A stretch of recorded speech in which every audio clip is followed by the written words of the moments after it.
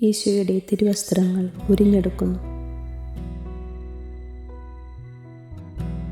വെള്ളലോഹയണിഞ്ഞ വൈദിക ശ്രേഷ്ഠൻ മാത്രമല്ല, സഭാതലവനും കൂടിയാണ് ഫ്രാൻസിസ് പാപ്പ. ചേരികളുടെ മണമുള്ള പിതാവ്. കാർ ഷെഡുകളിലും വഴിയോരങ്ങളിലും പൊട്ടിയ കസേരയിലിരുന്ന് സ്നേഹത്തെക്കുറിച്ച് പഠിപ്പിക്കുന്ന ഒരപ്പൻ.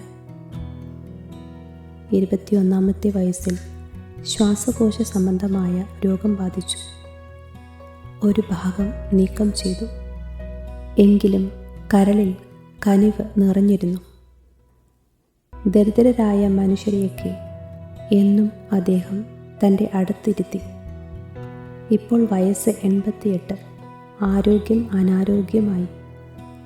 താൻ ആയിരിക്കുന്ന വീടിൻ്റെ വാതിൽക്കൽ പാവങ്ങളാരും പട്ടിണി കിടന്ന് മരിക്കരുത്, മരുന്നില്ലാതെ മരിക്കരുത് എന്ന് നിർബന്ധം പിടിച്ചു. തൻ്റെ വീടിൻ്റെ എല്ലാ വാതിലും തുറന്നു കൊടുത്തു.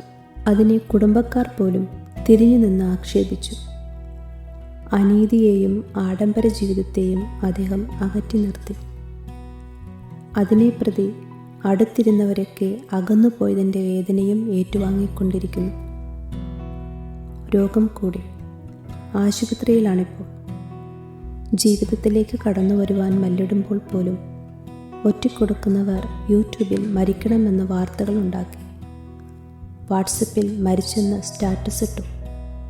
അല്പം ആരോഗ്യം മെച്ചപ്പെട്ടപ്പോൾ തനിക്ക് വേണ്ടി ആശുപത്രിയുടെ മുന്നിൽ പ്രാർത്ഥിച്ചവർക്കെല്ലാം നന്ദി പറഞ്ഞു.